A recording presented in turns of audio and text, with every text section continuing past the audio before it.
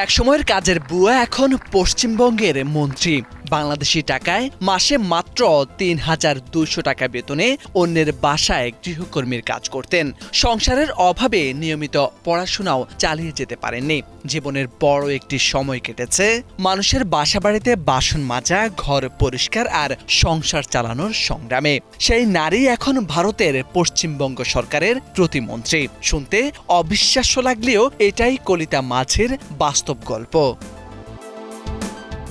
পশ্চিমবঙ্গের পূর্ব বর্ধমান জেলার সাধারণ দরিদ্র পরিবারে জন্ম কলিতা মাঝির। আর্থিক সংকটে অল্প বয়সেই অন্যের বাড়িতে কাজে নামতে হয়। কলের মিস্ত্রি স্বামীর সীমিত আয়ে ছেলের পড়াশোনা ও সংসার চালানো কঠিন হওয়ায় গৃহকর্মীর কাজই ছিল পরিবারের ভরসা। জীবন সংগ্রামের এই কঠিন বাস্তবতার মধ্যেই মানুষের কাছাকাছি থেকে তাদের সুখ দুঃখ দেখেছেন কলিতা। সেখান থেকেই স্বামী ও পরিবারের সহযোগিতায় রাজনীতির প্রতি আগ্রহ তৈরি হয়। বুথ পর্যায়ের কর্মী হিসেবে বিজেপিতে রাজনৈতিক যাত্রা শুরু করে দীর্ঘদিন মাঠ পর্যায়ে কাজ করে ধীরে ধীরে দলের আস্থা অর্জন করেন কলিতা। ২০২১ সালের বিধানসভা নির্বাচনে আউশ গ্রাম আসন থেকে প্রথমবারের মতো প্রার্থী হলেও জয় পাননি। প্রায় ১২,০০০ ভোটে পরাজিত হয়েছিলেন, কিন্তু হাল ছাড়েননি।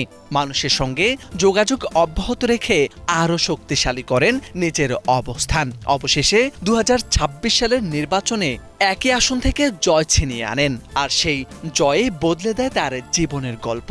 মনোনয়ন জমা দেওয়ার আগের দিনও তিনি দুটি বাসায় গৃহকর্মীর কাজ করেছিলেন বলে স্থানীয় গণমাধ্যমে সংবাদ প্রকাশ হয়েছিল। রাজনীতির বড় মঞ্চে ওঠার আগ মুহূর্তেও তিনি ছিলেন একজন শ্রমজীবী নারী। গেল ১ জুন কলকাতার লোকভবনে রাজ্যপাল RN রভির উপস্থিতিতে প্রতিমন্ত্রী হিসেবে শপথ নেন কলিতা মাঝি। পশ্চিমবঙ্গ সরকারের মন্ত্রিসভা সম্প্রসারণে নতুন করে যুক্ত হওয়া ৩৫ জনের একজন তিনি। রাজনৈতিক বিশ্লেষকদের মতে কলিতা মাঝির উত্থান দেখিয়ে দিয়েছে রাজনৈতিক শীর্ষ পর্যায়ে পৌঁছাতে সবসময় বড় পরিবার, বিপুল অর্থ বা প্রভাবশালী পরিচয়ের প্রয়োজন হয় না। মানুষের সঙ্গে সম্পর্ক, পরিশ্রম এবং দীর্ঘ সংগ্রামও একজন সাধারণ মানুষকে নেতৃত্বের আসনে পৌঁছে দিতে পারে। বুয়া থেকে মন্ত্রী হওয়া কলিতা মাঝির গল্প এখন পশ্চিমবঙ্গ জুড়ে আলোচনার বিষয়। অনেকের কাছে তিনি সংগ্রাম, অধ্যাবসায় ও স্বপ্ন পূরণের জীবন্ত উদাহরণ। তার এই যাত্রা নতুন করে মনে করিয়ে দিচ্ছে জীবনের শুরুটা নয়, শেষ পর্যন্ত কোথায় পৌঁছানো যায় সেটি সবচেয়ে বড় পরিচয়। মোরশেদ আলম, বাংলা ভিশন।